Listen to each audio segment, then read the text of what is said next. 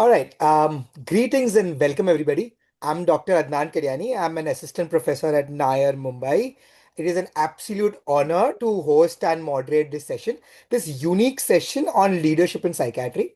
The aim with this panel discussion would, at the minimum, be to increase the understanding of what leadership is to our young psychiatrist, to make it a little less overwhelming, a little less daunting, to make it more relatable, to basically show that it is not reserved for a selected few, hopefully, and it is something which can be developed with intention and with thought. This panel discussion is an initiative of IPS and the ITOP committee. I'm sure everybody knows about ITOP. For those who don't, ITOP is an initiative of teachers which started in 2013 about bringing teachers in psychiatry together, bringing resources together. And I mean, it's a thankless job being a teacher. So giving some initiative for teachers is what ITOPS has done over the years. It has many awards. One such award is something which I am very fortunate to also receive 2 years ago.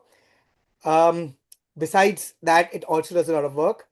Now, but before we go on to the panel discussion, I would actually like to invite the IPS office bearers to say a few words. So, TSS Rouser, before I formally call you on the panel, could you say a few opening remarks for the panel discussion from IPS? Okay. Good evening to all. And in fact, Mohan Isaac was my teacher, and few other people, colleagues, and each one working in their own field in such a big way. Still, we have not formed the committees. But one thing I was certain was this UG, PG, doing an excellent job and will not be disturbing. And I think Kishore took the cue, and along with ITOP, this particular first session that has been started, I'm really grateful. Personally, we'll be looking into what you are doing already a great job. It is almost like in our sexual medicine, we call it sexual wellness. That means something more, whether can something be done. So that way, Yeah. all the best, and we are there. Anyway, I'll be talking subsequently. So those words means a lot coming from you, sir. I would like to call upon other IPS office bearers who are probably there. OP Singh, sir. Yeah. Good evening. Good evening, sir. Uh, Few words. so this is a great initiative of leadership is the one quality which everybody should have. And it is a great panel with Dr. Mohan Isaac, our president, Dr. Rajashree, which has done wonderful work in Southeast Asia, Dr. Punnoose, Dr. Rajput, and Dr. Deore. And of course, you are moderating. And I have been associated with ITOP for almost 7 to 8 years, and they have been doing very good work for the teachers. So this panel discussion will bring a lot of input for our people. Thank you. Thank you so much. Thank you, sir. Dr. Arun, sir, if I can invite you to say a few words. Arun sir doesn't seem to be there right now. Arun sir? Okay. Dr. Naresh sir is in there. And Dr. Sujit sir, I think, is also not there. Okay. I would then probably like to start the panel discussion. But before I do, I have to acknowledge two esteemed leaders who wanted to be a part of this discussion, but were not able to be there because of their prior commitments. Dr. B.N. Gangadhar sir and Pratibha Murthy ma'am. I mean, we deeply regret not having them, their insights and their wisdoms, and I hope they continue to support and encourage ITOPS like they've always done. Right? Now, moving on, let me first introduce our panelists. Each of them are distinguished leaders in their own world, in their own way.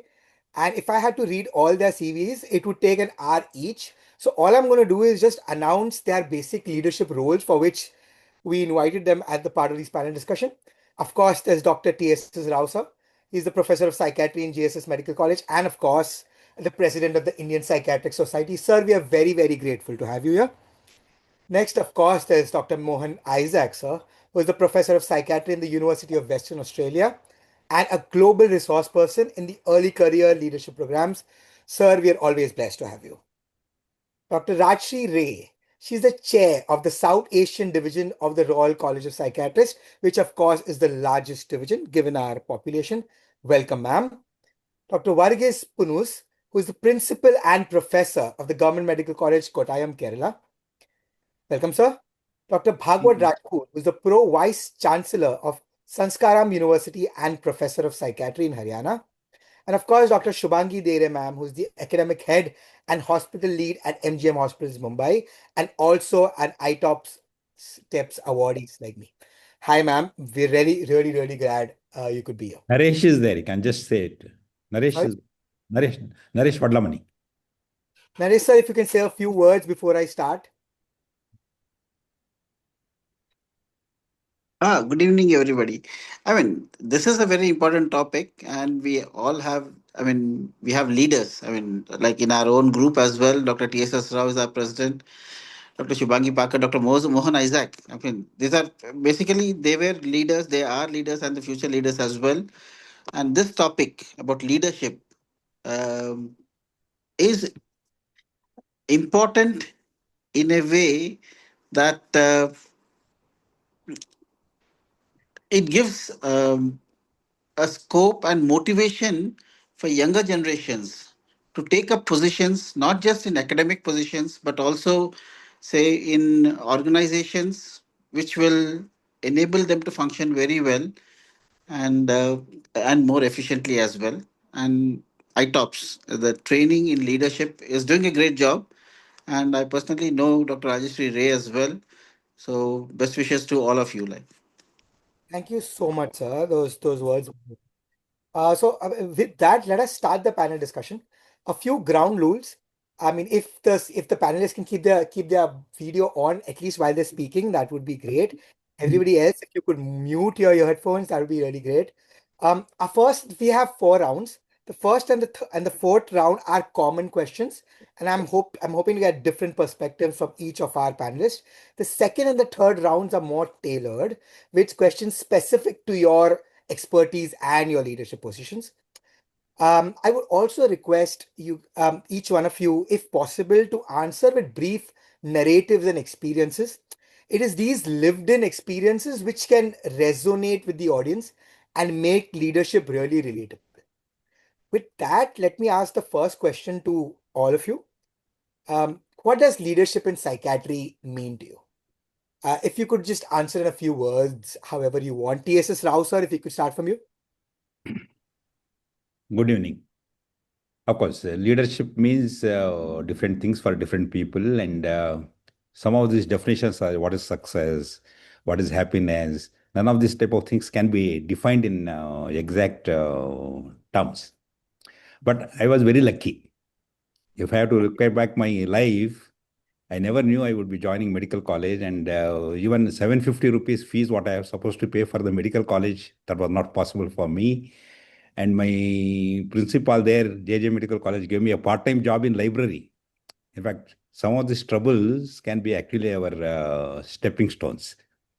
And coming to psychiatry as such, I was very lucky because if I still remember in 1989, we had this small program in Mandya where Dr. Mohan Isaac was the president. I don't know whether he remembers that particular point. This is the way we started getting involved. And almost all the positions at the state, zone, and now at this national level, along with that, one of my very core area, like say editorship of one of the journals, and I'm extremely happy to say I was actually directly, indirectly involved with 4 journals getting indexed. So almost 20 years in the Central Council, there was a lot of things for me to learn. See, one of the things what I could make out is actually if I have to write one book, I know 20 presidents very closely how each one was functioning. I was knowing some things right. I was knowing some things not right. But all said and done, we have lived, and in fact, that has actually contributed in a very significant way. The success can be actually carried forward. One important thing among all the many characteristics we talk about, say, this has to be something like transformational in the sense that we are here to serve, and to the best extent possible, we must make use of this particular opportunity. What I mean by that is actually, say, at the end of one year, people should remember Dr. Rao was there and he did a great job. How I am trying to do this leadership, you might have noticed last few years, there was a question, quite a few people are asking what is actually happening. We don't know how, in fact, we are only being told something in the general body and nothing really, we are kept in the loop. Young people are left out and women are not given importance. A lot of such questions were there. What I have done now is actually just why I am a leader. Let me tell you the simple reason that I want to be as democratic as possible. Second point, every month I'll be informing everybody in the society.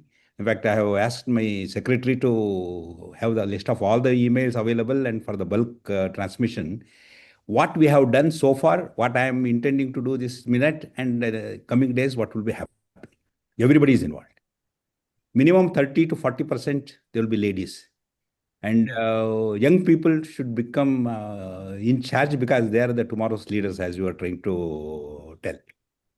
Keeping that in mind, so also some of those areas like say JK, Himachal Pradesh, Arunachal Pradesh, northeastern states, actually left out in the our mainstream discussion. Bring them all people together. And second, even this committee formation, I have made it as democratic as possible.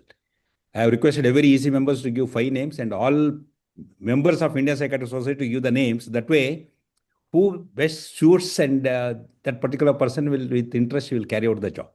So these are few examples. I won't take much time beyond this, but all said and done, I have a lot of agenda on my table, but all this agenda is to keep it in mind, how best, what we can do for the society.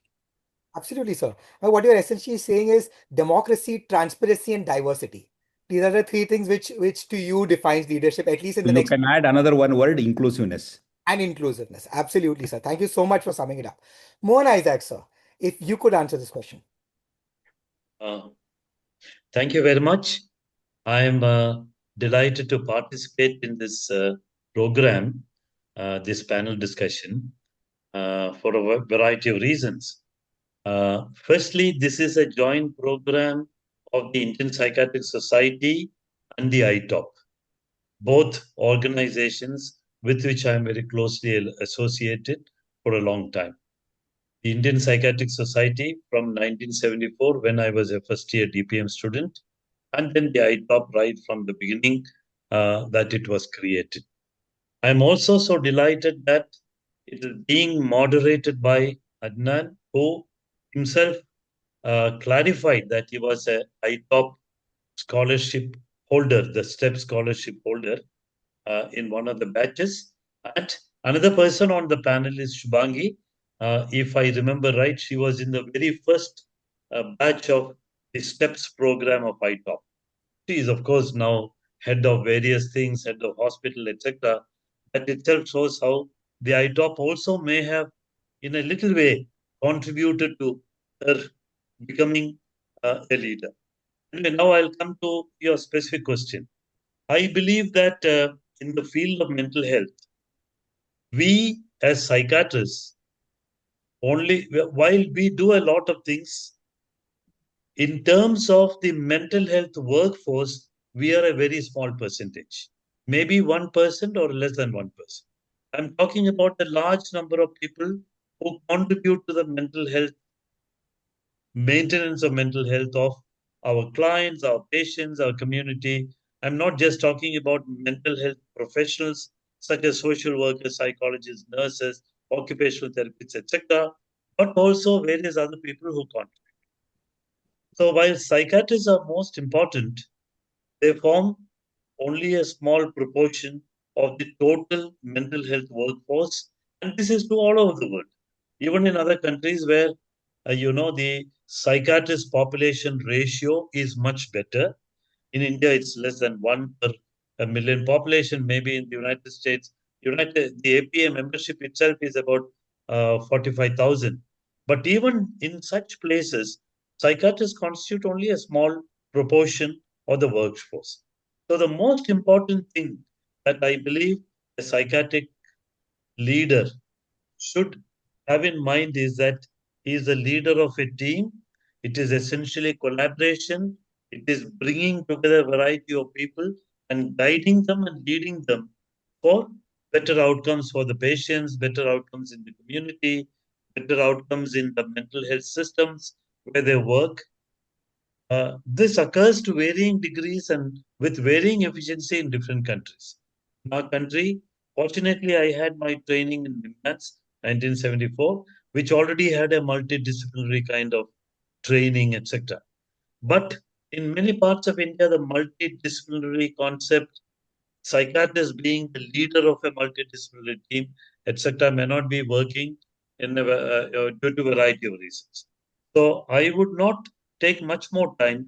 I believe that psychiatrists' main job is to collaborate, to communicate, and of course, when you talk about such collaborative work, there'll be lots of conflicts.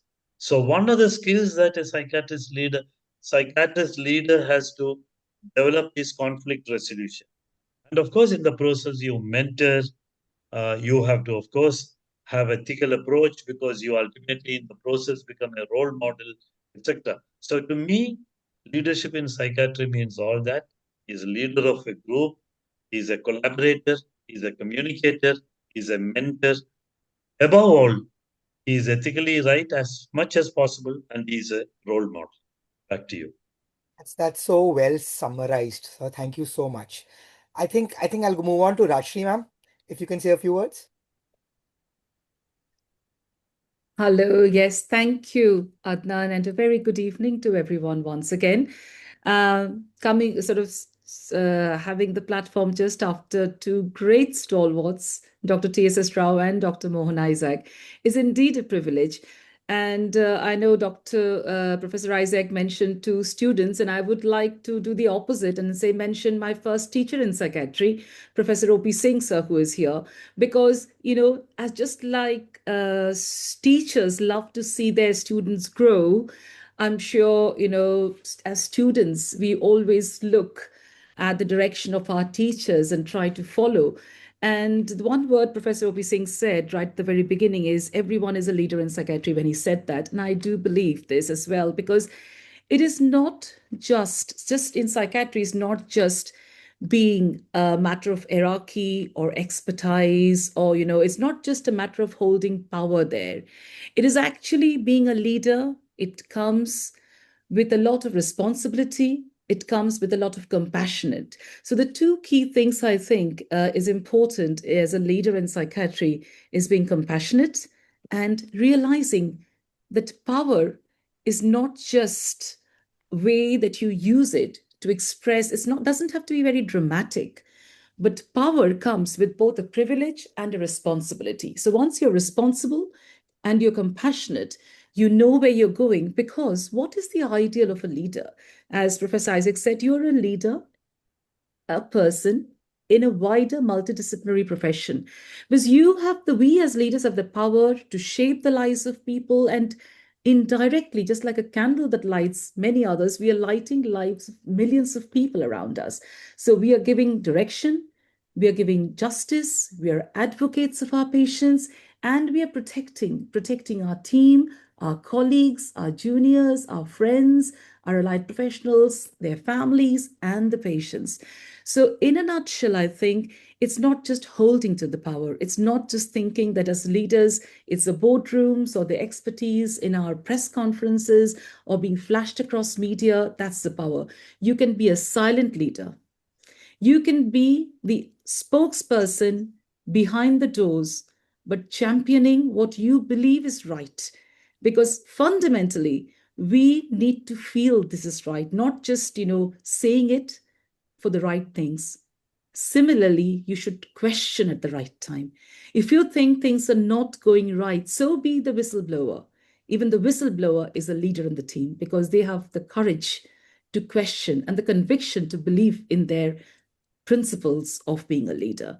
And if there are juniors here, experiences, observe your seniors alongside, because Dr. Rao said he could write about 20 leaders, because leadership is different variety, different styles, different strengths, different limitations, different weaknesses. No one has a perfect way. That's what the panel is bringing together today. It's what works at that time. And as leaders, we change our directions as we grow older, as we face situations, as we resolve conflicts along the way. So be very observant. You've got eyes to see, ears to hear, and a heart to feel. Summarizing that, that's what a leader in psychiatry is championing, not just ourselves, for everyone. Over to you, sir. Just listening to that is inspiring. I'm almost a little overwhelmed by what you said. Thank you so much, ma'am. I'll go on to Varghese, sir, if he has a few words about being a leader. Yeah, good evening. I'm again very, very happy to be with all of you here. I'm particularly thankful to both Dr. Kishore and Dr. Adnan for roping me in. I will take this opportunity to give some personalized reflections. I work in a government medical college kind of setting. After 25 years of my being a teacher, I opted to move into the administration. Over these 25 years, what I have observed is that psychiatrist, the institution always calls you or trusts you whenever there are problems with ethical issues, or maybe student issues, or maybe problems with community issues. All those things immediately the whoever is at the head of the organization calls the psychiatrist, ropes in the psychiatrist to be the opinion maker or the conflict resolver, as Professor Mohan Isaac already mentioned. But at the same time, I observed something the just opposite to this kind of considerations when it comes to the resource distribution in the organization, the kind of institutional discrimination, and you can see the stigma within the institution. So these things were really contrasting with each other. On one side, you are trusted, and on the other side, there is a discrimination. So when it came to my turn, I was in a real dilemma about whether to take up the administrative role, to move from the comfort zone to a very difficult zone. So I took opinion from my teachers, Professor James T. Anthony, Professor K. A. Kumar, and of course, Dr. Roy Abraham Kallivelil, who are all my teachers, and they took up the administrative role. So all of them really encouraged me to take it up, because for the reasons already stated, a psychiatrist, of course, by our training and by our temperament or inclination, we are, I think, a psychiatrist is best placed to lead multidisciplinary organizations. For example, in my institution, I have 40 departments. All of them are doing in their own way, but the fights are there. You need to bring in a lot of behavioral science into a kind of leadership. Of course, I think that my training in psychiatry is really helping me to negotiate the difficult, the troubled waters with the very qualities of a psychiatrist. Of course, this is not an easy job. You will have your own people have their own prejudices about a psychiatrist coming to the leadership role. But at the same time, I consider that being a psychiatrist can bring in the positive qualities of leadership, like the democratic principles. Professor Rao already mentioned about the inclusiveness. In our institution, the women psychiatrists, the women doctors are almost 70% of my faculty members are women. So including women and giving them the lead role, etc. And of course, at times in crisis situations, you have to adopt the autocratic style also, which of course you should make it up once the crisis settles. So I'm fairly happy with having got an opportunity to come into the leadership of my organization, and my training in the IPS and the Indian Association for Social Psychiatry under several great leaders have also helped me to keep going. Thank you, sir. I think your personal experience is very important over here. There are a lot of probably mid-level psychiatrists, I'm sure, who want to take up administrative roles but are hesitant. And what you're really saying is you should go for it. You're probably better off than the rest in that sense as a psychiatrist. Thank you, sir. I mean, Dr. Bhagwat, sir, if you were to answer this question about what leadership means in psychiatry to you. Please unmute. Bhagwat, So you mute. you are muted.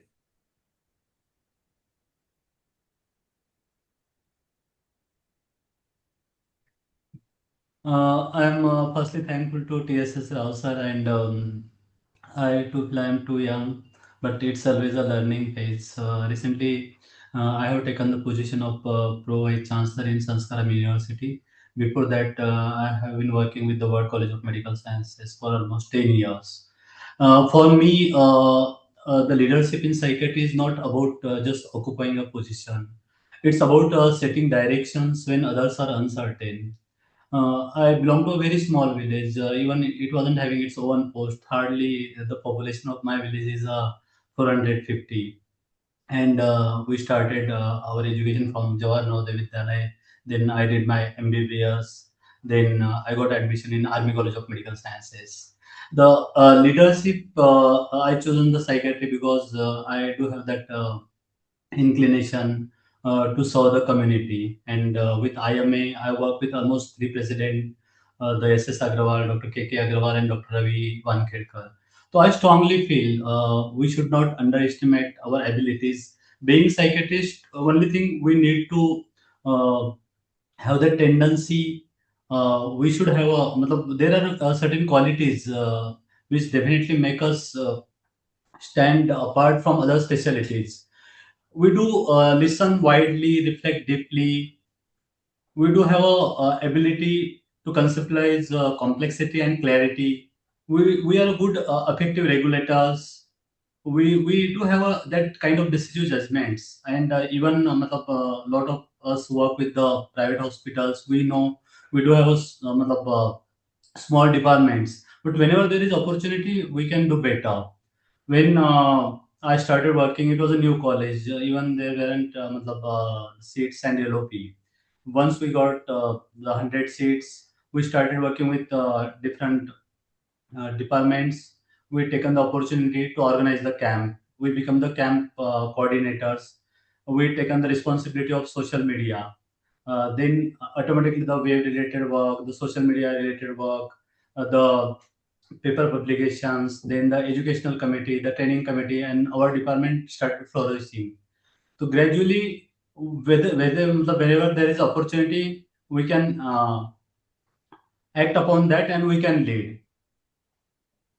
Being a psychiatrist, we recognize insight and must apply inwards before it direct outwards. We do have a systemic intelligence. We can use that for understanding the individuals, departments, and policies. Also, there are a lot of things a psychiatrist can do. I still remember when there was a flood in Kashmir, and we were working with the NGO. There were a 60 doctors team, and there were a situation ki who will lead the team. And Dr. Harshvardhan was health minister at that time. Smita Deshpande ma'am was leading the RMA department. So they have chosen just because of emotional turmoil or there who can handle in a better way, and they have given a preference. Being a psychiatrist, I can handle the emotional situation over there better. So they have chosen. So there are opportunities we can have a better leadership qualities because of our profession, and as there are a lot of seniors sitting over here, they can guide us better. So for us, the leadership, psychiatrist can be a good leader. Even the IMA, only thing we need to project it properly, and definitely as compared to other specialties, the psychiatrists are a better leader. We are as compared to other specialties, we do have a better qualities and uh, decision, analytical depth, emotional equilibrium. These are all inherited characters to become a good psychiatrist, and a psychiatrist become a good leader. That's all. Thank you so much, sir. And that makes complete sense what you just said. Shubhangi ma'am, if you could add a few words on this topic. Dr. Adnan, first of all, I'm very happy and very humbled to be part of this panel discussion with all the esteemed seniors. Dr. Mohan Isaac rightly said that I was first scholar of the first batch, and I'm really happy to be, sharing the stage with my mentor. To me, leadership has many facets, and in psychiatry, it holds a very crucial position because we constantly struggle to make our position felt or make our existence felt in various stratas of the health system. Like since students, a lot of times we observe that they are amazed by psychiatry, but at the same time nobody is willing to take psychiatry. I mean, majority of them. In staff, they know that there are psychiatric patients, but I always get amused by this thing that they constantly try to find some oddity in you why you have chosen psychiatry. So they're constantly in that search that you must be an odd person to be a psychiatrist. And in management, in hospital, in institution, there is always that that conflict that it's a allied branch and it's not a mainstream branch. So to navigate or negotiate all these confusions, I think psychiatrist has a very crucial role to make your existence felt, and as a subject, as an individual, as a branch, that it is not an abstract branch, it's a scientific branch. It has its value and it's not a allied, it's a mainstream course. And huge scope is there. I mean, a lot of them have a doubt that is there a scope with psychiatry. So all this differences, all these confusions we have to negotiate. So I think a psychiatrist is a very good leader in general, because we, by the virtue of the course or the training or the education that we have got in the subject, I think we are good role models. We are able to solve, be a part of a multidisciplinary team. We are easy to gel with, we are easy to adapt, or maybe the empathetic approach is more with us, the communication skills are better. And that communication and advocacy for psychiatry is very ingrained in us. So I think as a leader, we hold a very important position in an institution or a community in general. And I think that is, there are many types of leader, as Dr. Rajashree ma'am said, that many types of leadership skills are there, and every individual has their own strength and weaknesses. But I think for me, what has worked till now is, be patient, not to take their comments and judgments very personally, and just try to do your work, try to keep working in the background till your existence is visible. And I have seen the change. Initially what assumptions they have or judgments they have, there is a transformation, and they start acknowledging you, they start giving you important roles and responsibilities, and the change does happen with good leadership. That's what I suppose, but obviously there's a long way to go for me, so I'm still learning. Thank you so much. Ma'am, thank you so much. I'm sure you're way ahead at in the leadership scale, if that may be then what you think. Thank you so much. I think with this round, what I would take home most is each one of the esteemed panelists had a different point of view, had different qualities, which is important to be a leader. So maybe the take home message for our young audience is there is no one particular thing. There are many parts to it, and also leadership is something which each of psychiatrists should take for the betterment of themselves and the profession as a whole. Thank you so much, ma'am, and everybody for your answers for this round. Now I'm going to move on to the second round of questioning. These are more specific questions to each one of you. And I'm going to start with Dr. T.S.S. Rouser.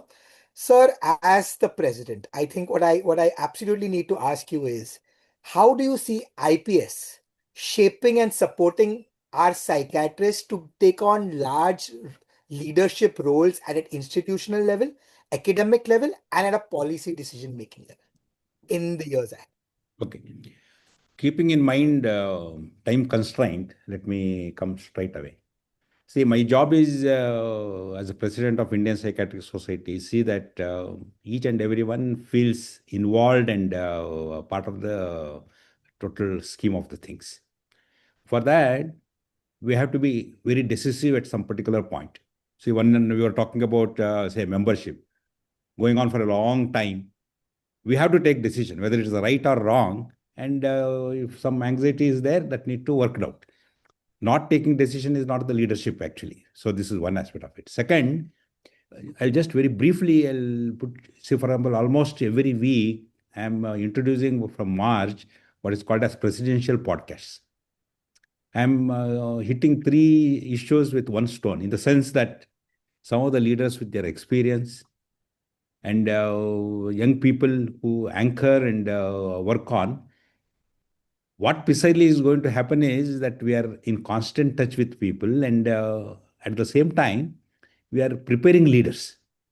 See, the Shubhangi Deore is here not because of anything, but because she took up some particular thing and she moved actually in some particular direction, which is constructive and which makes her confident. And this particular job society has to do. Some people are basically fortunate for that, but many people are not so fortunate, but we have to see that it happens. So every week, podcast. The second one, say for example, another thing, every month I'm introducing something called as, say for example, World Mental Health Day is something like positive workplace mental health. And our IPS Foundation Day, only one day we talk about it and forget about it. It should not happen that way. Every month from March onwards, there will be one, what we basically call either online or offline. We talk about intimacy, relationship, and mental health matters. That way, both at the national level, international level, everybody involved, and it is almost like preparing about hundreds of leaders. This is what. And let me just bit out of psychiatry, which shows something like sexual medicine. Now I have around 250 people who have been trained in sexual medicine, and in fact, they can claim now they are the pioneers and they are doing something. So at many level, we can work. And my whole aim is to see that there is a big crop of people who feel they are part of the society and they are leaders in the making, I think. Thank you, sir. Thank you, sir. And best of luck to you to everything you intend to do, sir. Thank you so much for this. Mohan Isaac, sir. I mean, you've been teaching or training leaders since a very long time. You've been a part of this since a very long time, and you've seen people grow into leaders. So my question to you, my first question to you is, in a young psychiatrist, so what are the qualities that you see in and where you feel that these are the qualities which will transform into good leadership? This is a very good question. It is, in a way, a little bit of what all the speakers talked about. Rajashree talked about compassion. Um, um, TSS talked about being decisive. Now, many of these skills are there even when you are doing your second year MD, third year MD, and when you become a senior resident. And then, of course, you slowly take up different kinds of roles and then fit yourself in. Now, Shubhangi's case was mentioned by TSS. I still remember it was during the COVID period, 2020 and 21, that I was part of the faculty at that time because I was on long leave, and most of the programs that in her batch, the leadership training scholarship was on virtual because there was no meetings at that time. Later, we listened to Dr. Varghese Punnoose saying, he was a psychiatrist from a kind of a comfortable zone. He was offered the position. He didn't know whether to take it up. He checked with the senior people, his teachers, Dr. James T. Anthony, who was the principal director of medical education, Dr. K. Kumar, who retired as the director of medical education, not only as a principal of Trivandrum Medical College. He took their advice and decided to do this. Now, coming back to your specific question. Now, if you are working as a teacher, training postgraduate students, you slowly get to know the strengths and weaknesses of all the people. For example, I'm now just telling you the nitty-gritty, the very basic things. Who is a person who comes for your rounds on time? Who are the people who come late? And who are the people who come very late? 5 minutes, 10 minutes, half an hour. These are things which observant teachers make out of their students. Who are the ones who have done their job, written their case? So, in short, we know the strengths and weaknesses of people as they are getting trained. I'm not saying that some people who may not have the skills cannot become. Leadership is something which anybody who aspires to and who is willing to put in that time, they can ultimately achieve. Now, for example, for the last 15 years or so with Dr. Norman Sartorius, we have been conducting a leadership and professional skills training program. The 12th edition of that is going to be held on 2nd, 3rd, 4th March in the month. Dr. Sartorius will come down. But with him, I have also been doing it in Philippines, in Thailand, in Malaysia, in Sri Lanka, in Nepal, etc. And one of the ways, a lot of people we have only 16 positions. One of the ways in which we select people is, and this is what I have learned from Dr. Sartorius, we ask them to write a motivational letter, not more than 2 pages. 1 page, ideally, maximum 1.5 pages. Why do you want to do this training? And it's like a semi-projective test. They say, okay, so you come to know who wants to do what, etc., etc. So while it's not a very easy job, observant teacher can make out who are the ones who are going in that direction, and then of course provide them the skills. Now, what are those skills? I think it's a gist of, you summarized it well as a moderator, a little bit of what everybody said. Being, of course, being ethically correct and right, to me, is absolutely important. Are there are there no leaders who are ethically incorrect? Of course, they are full of leaders. I mean, even the most powerful person in the world, you talk about Donald Trump. Alan Francis has written a book about him, and people said he's crazy, he's narcissistic disorder, etc., etc. I'll not go into the details of Alan Francis' book. It's called the Twilight of American Sanity. He's talking about American people who elected him.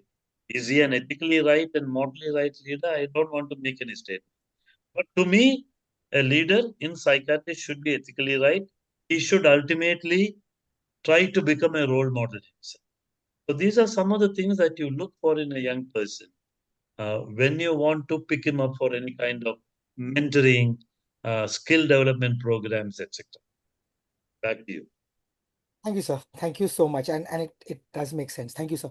Rajashree, ma'am, I think I had to ask you, being a part of Royal College and heading at the largest population there, what are the things you have been able to do? What are the strategies which has worked for you to make good leaders? Well, this is a great opportunity for me to be associated both from Indian Psychiatric Society point, and the Royal College of Psychiatrists. My association with Royal College goes back more than from 20, more than 20 or 25 years now. And working in the NHS had given me the first sort of experience of leadership. It's not just, as Professor Isaac said, when you are starting, when you're a senior registrar over there, you get a lot of opportunities to understand why you need to be a leader. Because it's not an option just to be a leader. We have to be leaders because we need to understand that, this is a service we are delivering. So, and we all can contribute in many ways. So it's not just, learning the theoretical parts of leadership through my postgraduate degree in leadership, which I've done from De Montfort University, and then practically being able to go through the clinical director's post and leading a huge hospital in Birmingham gave me the fundamentals of understanding what leadership is. And then what happened along the journey of my career was a huge and a sudden move. And this is once again what I learned as a career, as a leader. You have to be ready for a big change. Without understanding, in a few months' time, we had to make a major decision of leaving everything in the UK and relocating back to India. And trust me, it's not one of the easiest things to do. Just about 37, 38, just become, just moving up your career. But that is what a leader in psychiatry has taught us. Wherever you get an opportunity, look at it positively. There'll always be something down the line. If that point of time does not look good in your life, just stay there, be patient, let opportunities come along. And this is exactly what I'm trying to do as a Royal College representative in the South Asian region. So after 10 years of being here, I have just recently been, got elected as the chair, and I'm just advocating the principles of what the Royal College of Psychiatry stands for across the world. Stands for teaching, education, mental health resource allocation, collaboration, mental health policies, and sharing of good knowledge. We have 15 countries in this South Asian division umbrella. And once again, of course, India stands huge, it's big. We are a great bunch of people who have evolved the whole of mental health policies, a landscape in psychiatry across the world. However, my first task is realistically to bring in all the countries. And now, just like Dr. T.S. Rao said, be inclusive. So my first task now has really to include all the members, whether there's 1 member, 2 members, 10 members, dissolve all the boundary difficulties. There's a lot of South Asian countries, we've got a lot of issues. We've got Pakistan, we've got Bangladesh, Nepal, Sri Lanka, Thailand, 15 countries under this division. But as a leader, I have to look above that. Because I am actually representing the Royal College of Psychiatrists here, and I'm not just representing an Indian psychiatrist here. So I've got to look into that. My first task is to bring people together as much as we can so that we become a representative. The second task is to awareness. Years ago, England, Royal College was miles away, isn't it? You've got to cross 7 seas to be there. And I grew up with the word Royal College because my parents were members and fellows of Royal College way back in the 60s. So, but not of psychiatry, so this is something we looked at, oh my God, where is England? And the first flight I took, but the world now has become much smaller. In fact, with the COVID, the world has shrunk. So now we are trying to reach out, bring programs of the college much closer here. And this is one of the ones we did with Professor Kishore and Professor Isaac with the ITOP. We spoke together from one platform, and this is what is important, collaboration. So the second task for me is collaborating with as many organizations, because one voice is what is going to be important. A united voice is what is important for us. I cannot replicate the work that is done in the UK, but certainly depending on what resources we have here. So I've got to be flexible, understand the local needs of the population in this area, and work with our own partners locally to make it more meaningful. And so these are the 3 things which I have, as I said, collaboration, bringing all the countries together, and working with local partners. One person, and that is our patient. And finally, as a leader, I always believe wherever I work, whether it's in the UK or in India, it is the end. What do I do? We all as leaders are very good probably when everyone is looking at us. But what will I do when people are not looking at me? And I should be doing, that is what integrity, and that is what actually leadership is. What am I doing when people are not watching me? That is the way I would like to bring the college here to people so that people take exams. I'm motivating people to look into membership exams. Additional degrees, upskilling, capacity building is what's going to make all the difference. But aware of time, over to you now. Thank you so much, ma'am. I think it sounds overwhelming, honestly, with me, to me, the kind of work you have to do. But as you said, it's a duty more than anything else to be able. Thank you so much. And when you spoke about exams, that's a great segue to my next question to Varghese sir. Sir, in your institute, and I want to get more at an institute level, we obviously have the CBME. How effectively and how easy it is for you to implement the CBME in your institute, and to what extent has that been possible? Thank you very much for giving me that question, CBME. Because when CBME was rolled out in 2018-19, it was a time when the psychiatrists were frustrated about psychiatry not being given adequate importance in the UG medical curriculum. Lot of fights with the National Medical Commission, university, but everybody restricting psychiatry still two weeks posting and without a university exam. So at that time, when it came, it was an opportunity for getting psychiatry to blend with all other specialties, especially with the 8-com module, the attitude, ethics, communication module. So at that time, I was involved with the medical education unit of our college. So again, we could encourage many young people in psychiatry to come and take more opportunities in the medical education unit, which became automatically very important with the introduction of CBME. So in my institution, Government Medical Kottayam, at that time we got the recognition as one of the 20 national centers, the nodal centers for faculty development program. And of course with Professor Dr. Sajid was the main person. So we worked closely with him and made it as an opportunity to bring in the elements of psychiatry from the phase 1 to, or the year 1 to the end of their posting. So that was an opportunity. So that was the first opportunity. Then came the challenge. It was finally when it was rolled out, the competency-based medical education, the attitude, ethics, communication, it was supposed to be rolled out in a big way, but the COVID disrupted everything in 2019 and 2020. So everything was in a standstill. But after the COVID, when things fell back into the rails, again, at that time, I had became the vice principal, and then I had more say in these kind of things. And again, my colleagues like Dr. Ganga, Dr.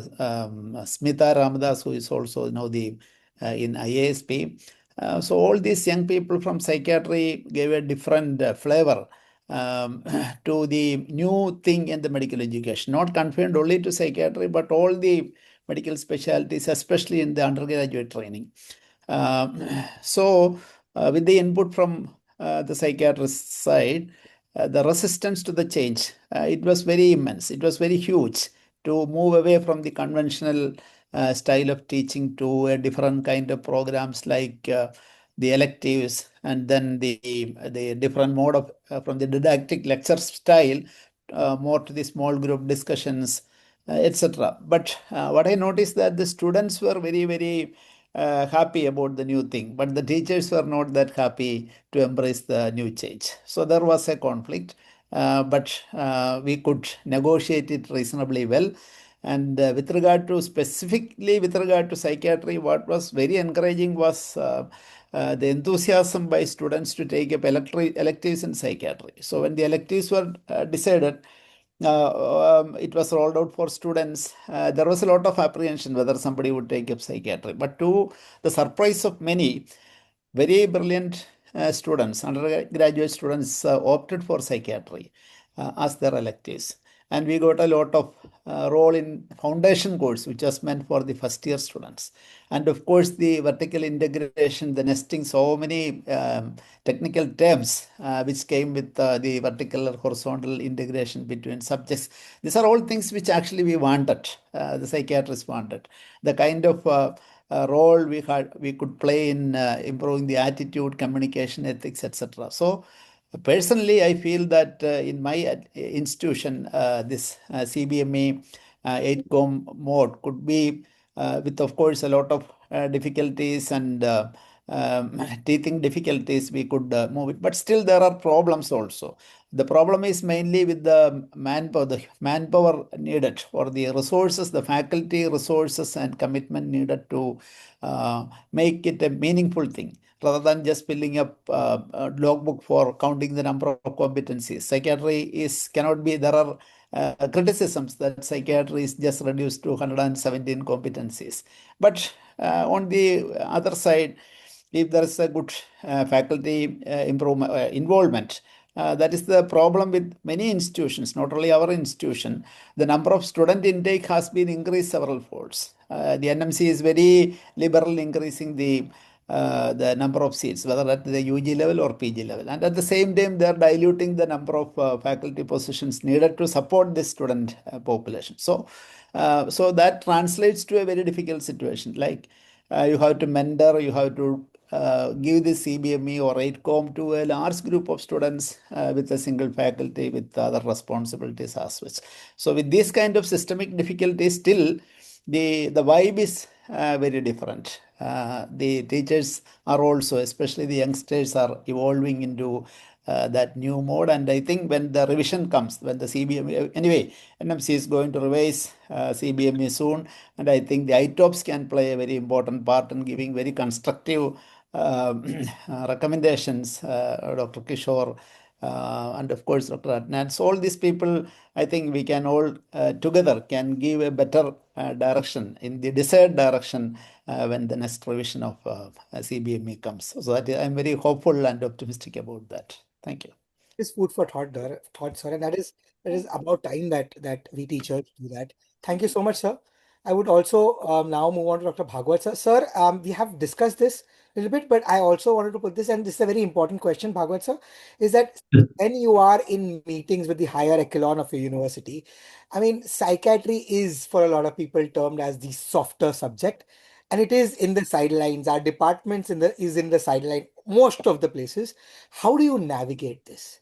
How do you put psychiatry in the forefront in your university?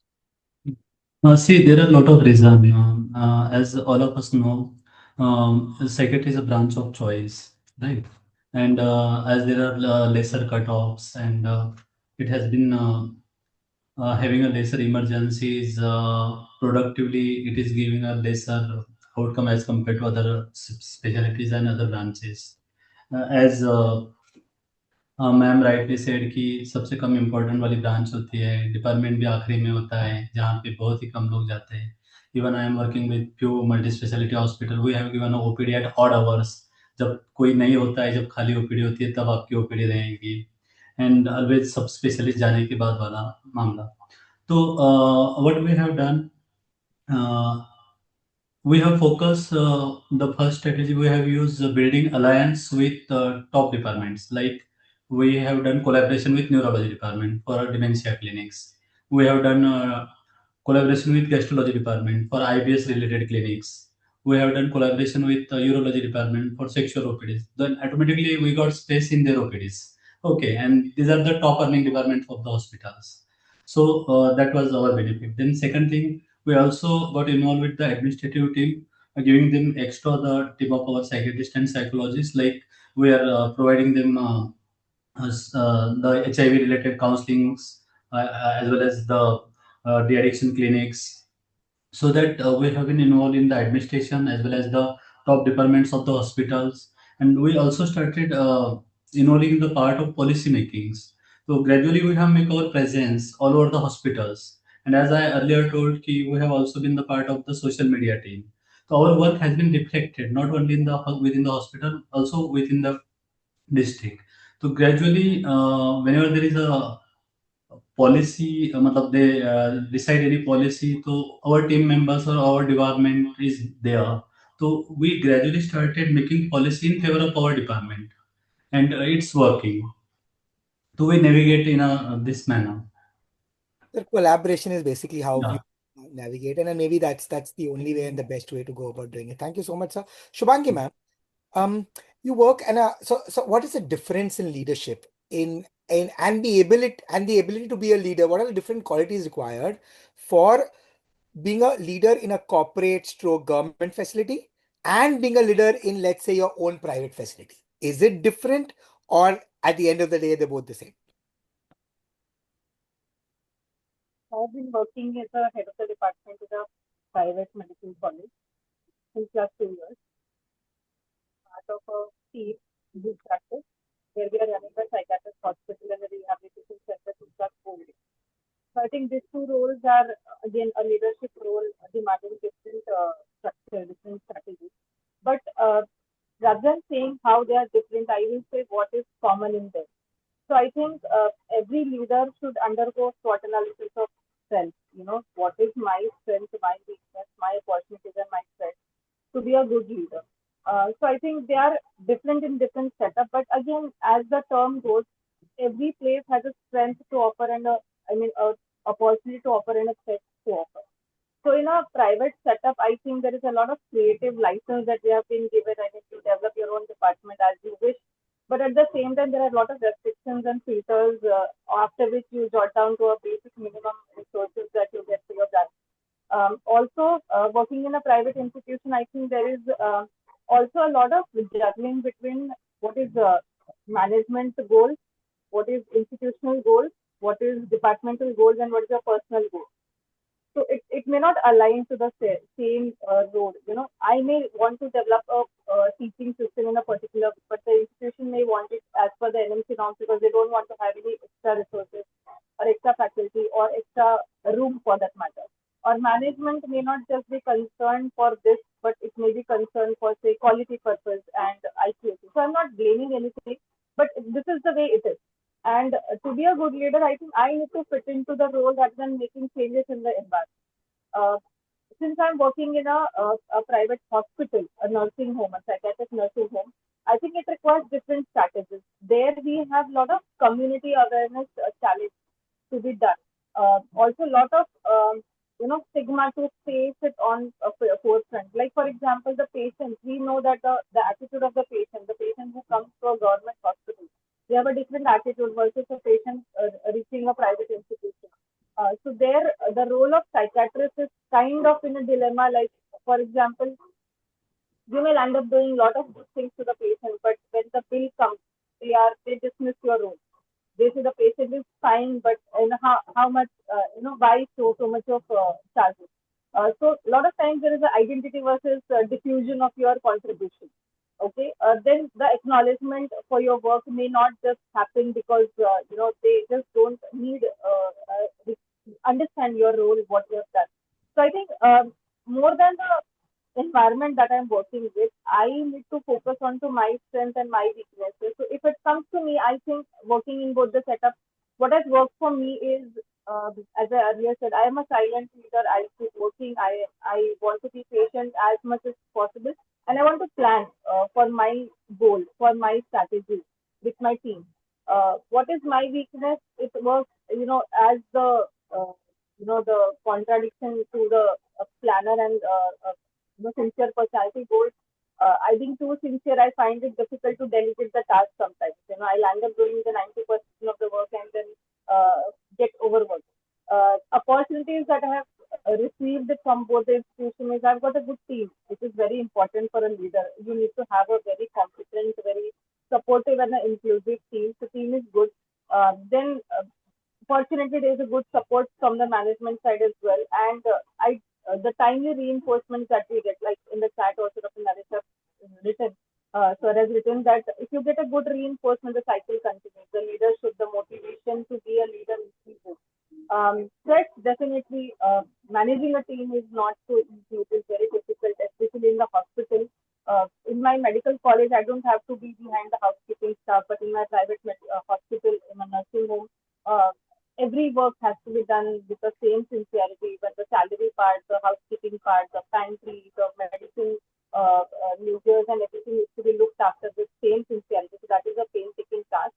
And second, I think when it comes to a fully formed system, say, I don't want to differentiate, but if it is a full formed department, it's like filling into somebody's shoes and just walking the same path with some versions or some modifications. But in my medical college, what has happened, it's a new medical college. It's a new permission got 2 years back. So it's like you're given a blank canvas and you're supposed to create a picture out of it with your own creativity at the same time, the instructions from the others.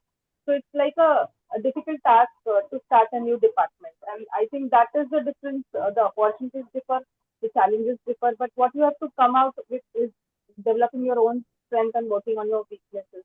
And to work consistently, compassionately, resolving conflicts, and make sure that you are not taken for granted. That's more important. Thank you, ma'am. Thank you, ma'am. Thank you so much for saying that, and I'm best of luck for creating your own department in that sense. So we still have it's already 8. We still have 2 more rounds to go. So I would urge the panelists to maybe keep their answers brief to couple of minutes max. So the next round of question, TSS Rouser, I want to ask you, how much have we failed as an organization in leadership, and what are your strategies to overcome that? I don't think we can call something as a failure. Every problem needs some attention and some particular way we progress. And as one of the great scientists has mentioned, something is not working and you follow the same pattern means success is never guaranteed. So we have to find alternatives and hope best. That way I'm very lucky because I'm very rarely come across whom I consider who is against me. Whole world looks like they're all my friends and everybody is helping me to carry on. So building your personality such a way that everybody feels that they are part of the team and in fact we are there for the success, that is important. The second one, things might have got delayed for various reasons. So for example, the departments where you work, there are 10 people are there, 10 different views. And I have experience with many of the major institutions, say St. John's, CMC Vellore, our medical college, almost around 38 years in the same institution.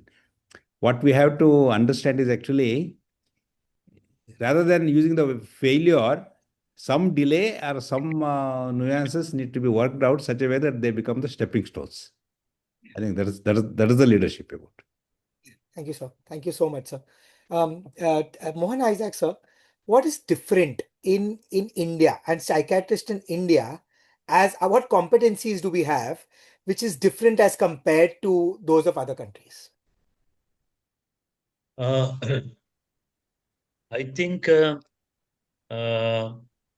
India, I will tell you something, which one of my very good friends, Dr. Shinfuku.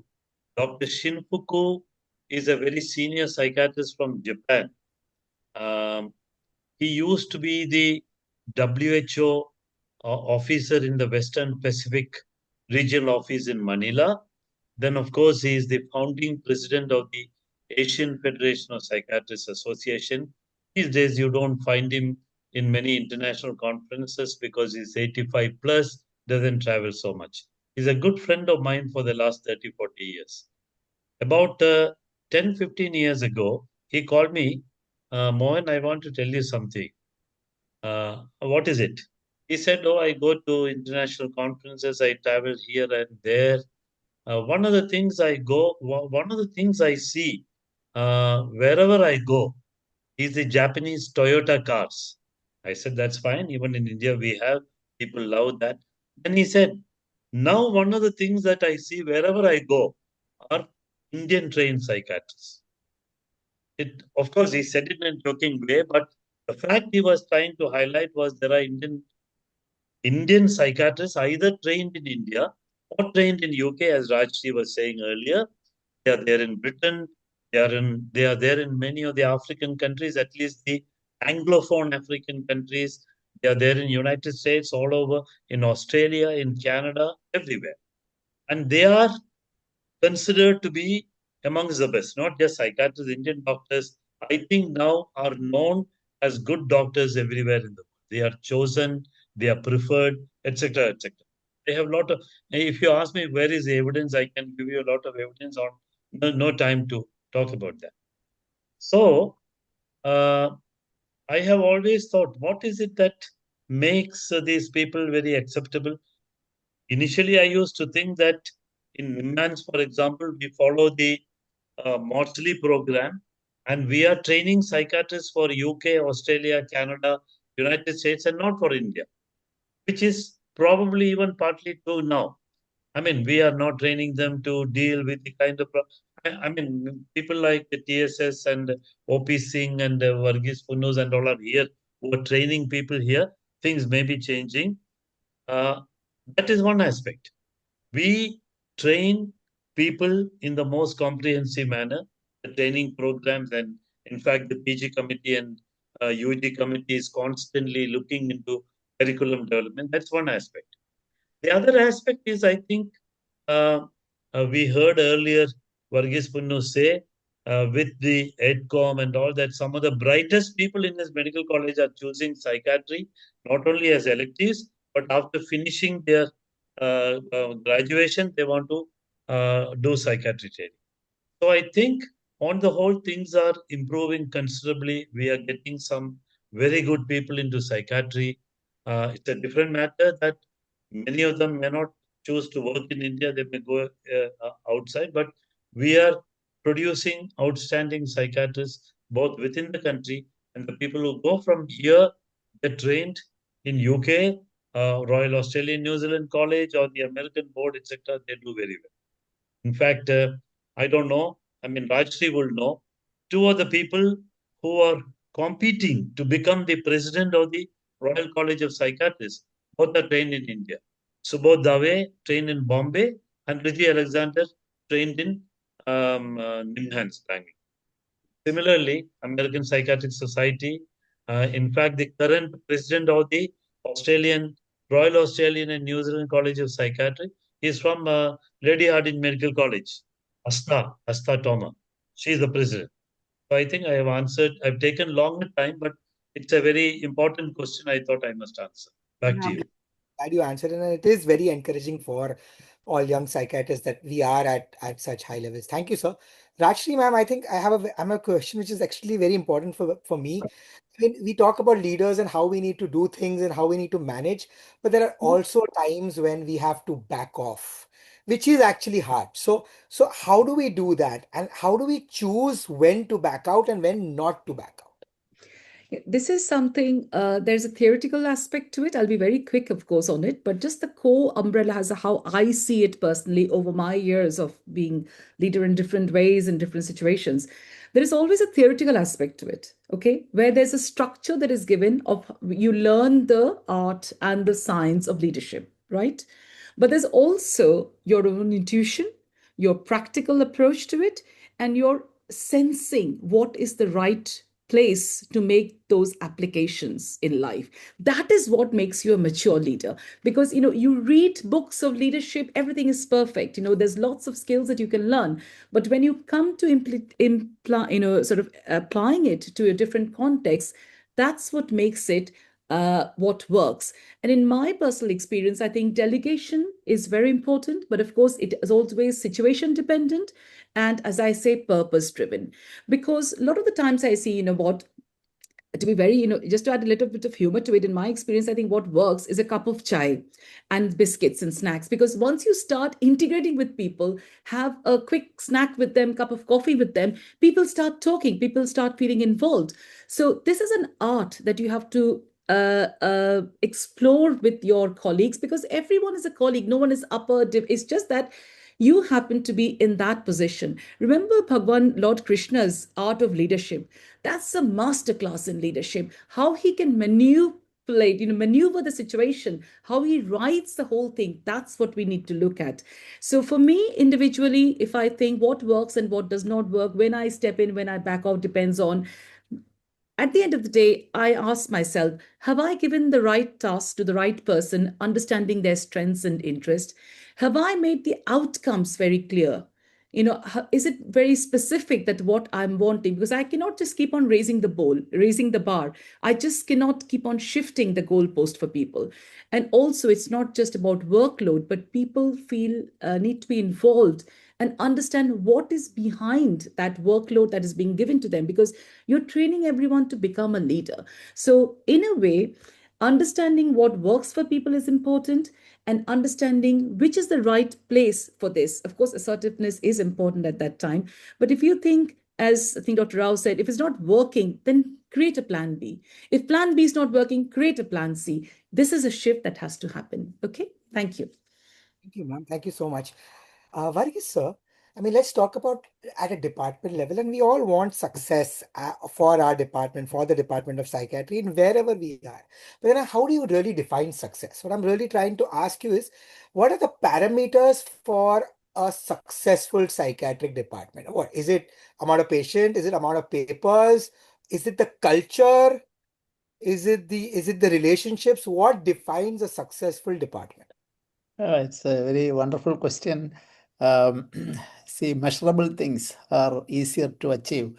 That's why we get NABH accreditation or NARF rankings. So in a very objective manner. But when it comes to the success of a psychiatry department, personally, I feel that there are certain things which are not that very tangible, but at the same time, very, very important, especially in a general hospital setting. The first thing I would point out is the how much of mental health principles you can infiltrate to other specialities. The kind we call it CLP, but how friendly and happy the other departments are with you, with the psychiatry department. How easily a gastroenterologist can talk to a psychiatrist around the table with a patient with functional bowel disorder, to say an example. So that is one criteria which I think that a successful psychiatry department should have, making the other specialties very friendly so that a dignified consultation work can be done. Second thing which I would say is that how much of advocacy we can give to the mental health and the mentally ill, especially with the community. For example, psychiatrist, if a psychiatry department can be the opinion leaders in media or in the with the community gatekeepers for issues like suicide prevention or the drug addiction or the public health problems in mental health, I should say. That is another criteria which I think a successful department should develop. And third, of course, which I mentioned in my introductory remarks, that how much a psychiatry department can attract the best brains to psychiatry. So that is something which should be very highly rewarding. I don't know whether there are means of grading these kind of achievements, but to as you have asked me to limit it to three, I am saying that these are the three priority criteria which I consider a psychiatry department, every successful psychiatry department should aspire for. I mean, that's a very interesting point. How do we get brighter minds into our thank you so much for putting that in words, sir. Bhagwat, sir, what I wanted to ask you specifically is, in your institute or in psychiatry, what are the things, if you had to choose one thing which you would want to take further in psychiatry in your institute, what would that be?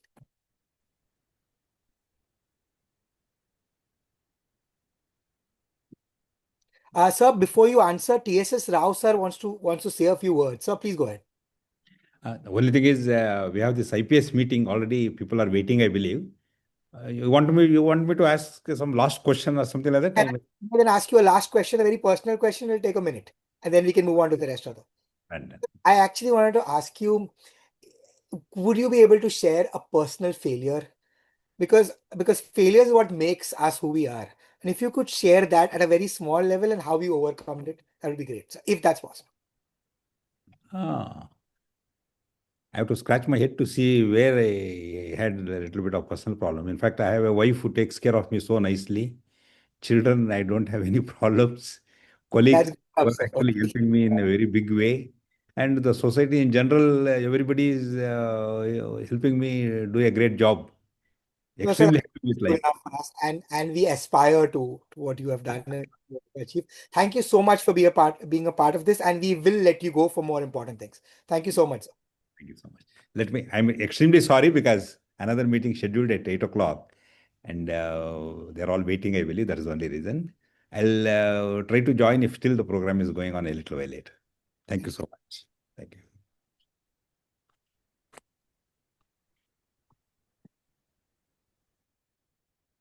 Bhagwat, sir? Can you repeat the question? Yes. So I think the question is, if there is one thing in psychiatry you want to champion, or you want to go ahead in your institute, what would that be? What are the options? Sir, anything you want.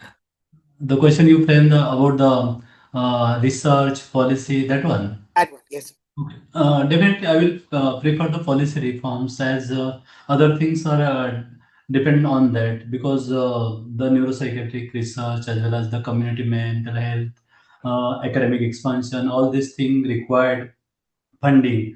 And as Mohan sir, Rajashree ma'am, and Varghese sir all said, our department always remain an isolated one, and funding is most important part.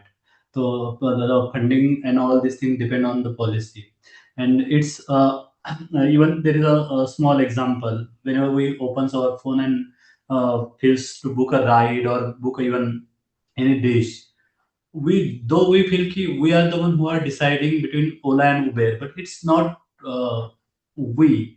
It's guided by algorithm, by pricing policies, route regulation, and platform. But it was been decided by the government. It has been decided by the policies. So I will always prefer to be a policy maker. If, in a true sense, if we want to expand psychiatry and it should be going to be play a major role in our institute or in any institute, we should be a policy maker. Thank you so much, sir. I think, and that is what, and rightly said, it is after making policy do we make the biggest changes in at any level. Thank you so much. Shubhangi ma'am, I mean, as we all know and as we've all already spoken about, conflict is inevitable, right? And especially when you're in leadership position, what is most tricky is when there's conflict with people who are more experienced with you, people who have more authority and people who have stronger perspectives, right? In such situations, how do you manage conflict resolution while also maintaining respect?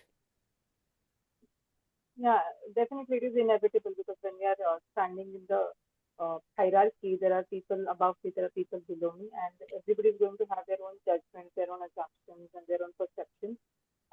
So it is very important that first I need to stand strong, that I don't have to take each and every judgment very personally and stand thinking about it, that why me, why they said such things to me, or why they objected, such a proposition from me. I think it is not an individual judgment. It's about position. First of all, maybe a dean may not want uh, HOD psychiatry to propose something which is not fitting into their agenda. It may be a very general objection, but if I take it personally, I may land up having a self doubt or a low confidence, which I need to work upon. So I think first and foremost is conflict is to be resolved very neutrally and from a very logical point of view and an emotional point of view. Secondly, what I follow is I land up doing a lot of requests. It's not that I have to please them or I want to make them, I want to surrender to them, but making a request is very nice way to negotiate a barrier and a gratitude sharing. So even if my senior resident lands up doing some task for me, I always, thank them without fail. And more importantly, to keep the team together, I think a leader always uh, uh, has to make sure that only the leader is not visible, the team is visible. So in all the forums, in all the functions, in all the occasions, I make sure that my team is with me and I introduce everybody. I make their role felt. I make their contribution acknowledged by everyone. And that is something which I think works for me to keep the team together. But having said that, still there are conflicts, but conflict has to be dealt patiently. It shouldn't be, my personal agenda, my personal judgment should not fuel it. And there are certain, and at the same time, I have to accept that there are certain conflicts which may not get resolved, but I have to still go ahead with it and keep my head cool to work on the other agendas which are more in my control. So it is a dynamic process. There's some strategies may work out, some strategies may fail, but we have to look for a longer vision than the short term dispute. Yeah, That's it from me. thank you, Matt. And I'm sure it's an evolving process and a constantly. Thank you so much, ma'am. I think we have our last questions to each one of you, and it's a little personal, this question, because the reason why we chose to ask, I mean, it's about failures. The reason why we chose to ask this question is because it is important. It is important for young audience to understand that even stalwarts can fail at times, right? So if each of you can maybe remember one small incident that you have failed as a leader, or and how you eventually overcome it. But if nothing of that sort is coming to your minds, then maybe just one advice you would give to young psychiatrists who would become leaders. So you could pick any of the two questions. Mohan Isaac, sir, could we start with you, please? Okay. Not one, too numerous to point out, too many failures. I will tell you what I'm trying to say. I have been in psychiatry in India for now over 50 years. I mentioned in the beginning that I joined NIMHANS as a first year postgraduate trainee on 1st of January in 1974. This is already 2026, so it's more than.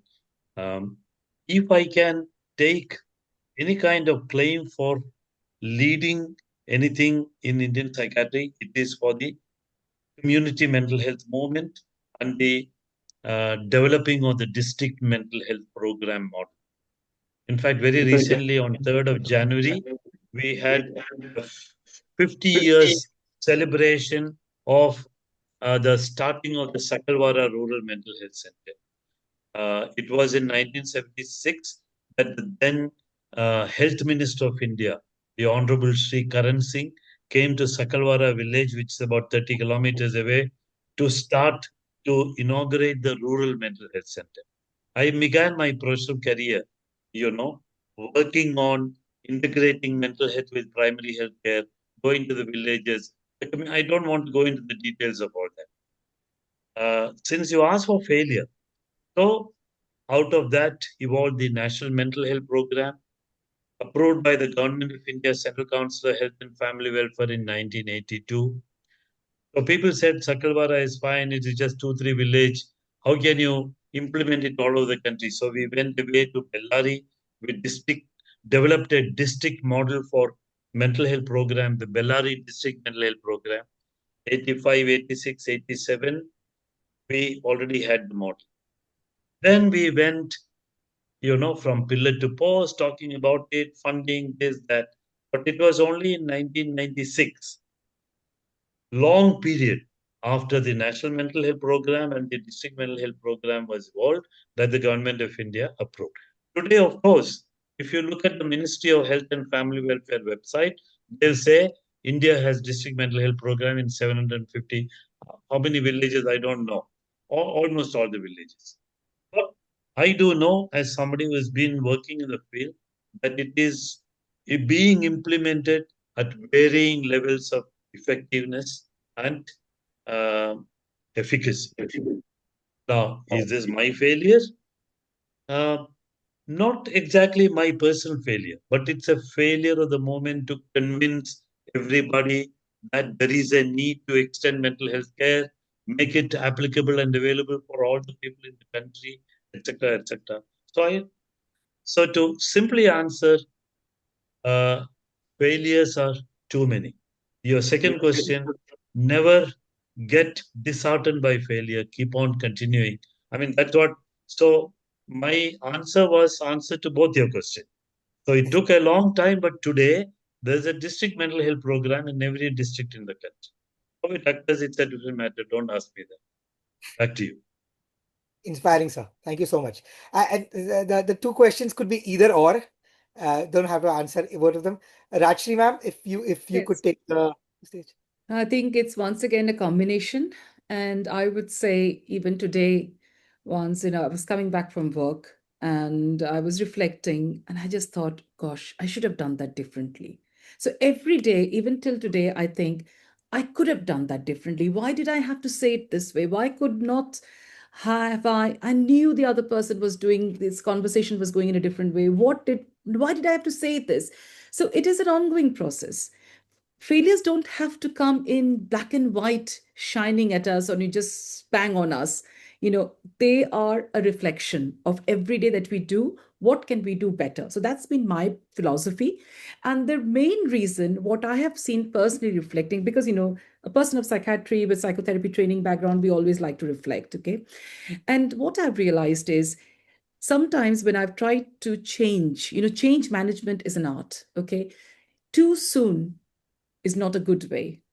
Too fast, too soon, too many changes never work together. So whenever I've tried to make, as a leader, as a manager, as a director, tried to make too many changes, there's definitely that something has gone wrong. And to be very honest, like Prof said, Prof has, when Prof started psychiatry, I wasn't even born. So Prof, it's huge blessing to be part of this panel with Prof here. But, when I was working in the NHS, so many service, we had major changes like functionalization, service integration, a lot of big models were coming into that place. And every time I used to go and think, why did it not work? It always seemed that 80% work was done and then there was a block. So people were putting blocks, which I was not being aware. So the ability to see forward and, being stuck in that middle management post where you've got your medical director, your CEO asking from your clinical director what's happening to your consultants, you had to answer to both. So failure was something that was part of my life and my journey as a leader. But the whole thing is, what did I learn from it? Two things. You have to persevere. You have to have the heart in the right place. Because I knew what I was doing was right for the services. The personal goals were not met, but the service goal, the organizational goal, the patient goals were being met. So in the end, it did work. My perseverance helped. And the second thing is I learned to look after myself through my spirituality. And that is when I got actively involved into spirituality. And today, and most people in India probably know me as the psychiatrist who leads the champions in spirituality. But that is because I'm part of the World WPA Spirituality Executive Committee as well as a secretary. And that is only because it's helped me genuinely to understand. And that's why I quoted Bhagwat Gita and Lord Krishna, because it's a philosophy. Because in our services, we are managing people, human beings. Everyone comes with their dreams, their aspirations. And it's not, the goal has to be aligned. The dots have to be aligned. So if I cannot look into individuals' goals and aspirations and align it to the systematic objectives and goals, that's when we fail. It's not an individual failure. It's a failure of not being able to pull people together, understanding and reflecting as a mother, that this is a family we are working in. So I have learned, I have failed every day. And even today, I can say I should have done this differently. So it's part of ourselves. Over to you. Sense, ma'am. It at a personal level, that is very relatable. Thank you so much. Varghese sir, if you might want to add something. Yeah, so this last question make this panel discussion very unique. I would say disappointments rather than failures. So many disappointments. Just to quote one, so we had a child, one of my areas of interest is child and adolescent mental health psychiatry. So we had a great initiative where pediatricians and psychiatrists were sitting together. That's how we brought it up, and that was a great experience. But we know some territorial disputes, the kind of we fight with each other over territories, and so that we couldn't sustain it, and finally it became two different setups, one run by the psychiatrist and other done by the pediatricians who with an adjective of developmental pediatrics. So I think this very sad and disappointing thing that we should work together. So that is the spirit of it. So other instances, but for short of time. But what I would say finally about this leadership thing is that we should not, psychiatrists should not hesitate from taking up the leadership role. Only one incident I will cite and then I will conclude. We had just a year ago, we had a great natural disaster, a big natural disaster in Kerala. At that time, I just took as the principal, and so there was an online immediate meeting with the minister and the health secretary. Everybody was there. So many suggestions, action plans, disaster things, except nobody was talking about the need of mental health in a area ridden with a huge loss of life and loss of. The moment I brought up this mental health issue, to my surprise, the only people who supported the mental health issue was the minister and the IAS officer. Not much of support from our medical colleagues. So that is something again a little bit of disappointing, but with the political support, of course, that was taken up in a big way. My colleagues from Thrissur Medical College, Dr. Smita is already here, and many other people roped in, and they did a great job in the Wayanad, the disaster-ridden area. So that is the reason why we should have our people in the decision-making bodies, in the leadership roles, to bring mental health into its rights position. And we should. And as years go by and as we persevere, we will, sir. And we really hope that we do. Thank you so much, sir, for these words. Bhagwat, sir, if there's anything you would want to add. Actually, this was a very difficult question for me. मेरे साथ जो मतलब the psychologists were working with me, I asked them. I myself couldn't find any failure. Then I asked my wife. She has been with me for last 20 years. मतलब when she was studying in 9th standard. Only thing मतलब you can count it as an indirect failure कि being a little bit emotional, I usually trusted the people and they ditched me, but they मतलब वो तो होते रहता है वो चीज़, but उसमें कोई ज़्यादा लॉस हुआ नहीं। हाँ, एक once we have one narcissistic psychologist and she tried to, as you all know, smear campaign and other thing, but I used to work so hard, nothing can crush our identity and reputation. तो I strongly believe who are the youngsters कि अपनी line ही इतनी लंबी खींच लो कि कौन क्या ही बिगाड़ सकेगा। तो इट हैपेंस। तो आई ऑलवेज फोकस, वो काम ही इतना करो, 16 घंटे काम करोगे तो कौन ही आपके मतलब लाइन में आ पाएगा। ठीक है, तो वो मेरी हमेशा आदत रही है। But the whatever matlab the bosses are saying na their personal experiences, and I strongly feel ki the strongest leaders are those who turn their setbacks into strategies. And Mohan sir, when this matlab the Varghese sir, Mohan sir, the ma'am, तो ये सुन के ही मतलब अभी कभी failure आएंगे भी तो कभी लगेगा भी नहीं कि ऐसा कुछ होता भी है। तो इट्स लिटरली मतलब the as sir said, Varghese sir की लास्ट वाला जो तुमने क्वेश्चन रखे हैं ना, तो it is a crux of पूरा जो अपना डिस्कशन है। Thank you sir, thank you. और सर डिफिकल्ट क्वेश्चन रखा है, बट दैट्स ट्रू। सिवियर करते रहे, and that is what it is, so that then failure is never failure anymore if you keep Definitely. Yeah, so I don't want to call it as a failure, but I will just say it's a challenge because I don't want it to be a failure of my life. So basically, I believe that I'm doing 4 full-time jobs.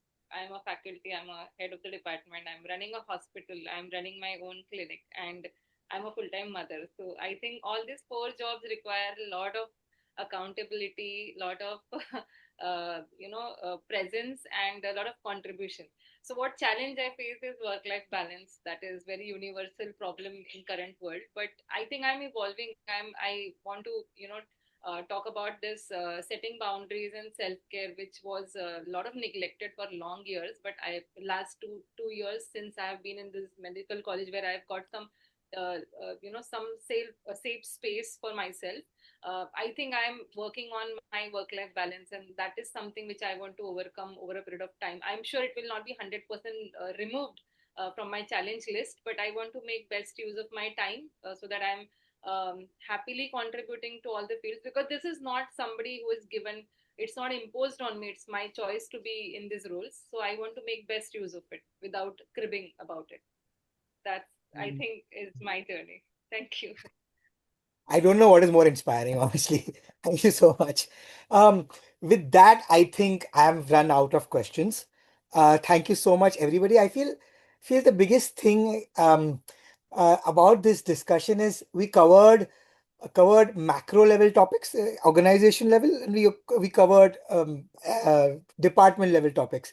We covered factual topics, and we also covered personal experiences. And that is thank you so much, all the panelists for this. Before I give the vote of thanks, is there anything else anybody, any of the panelists want to say, or anybody in the audience would want to say?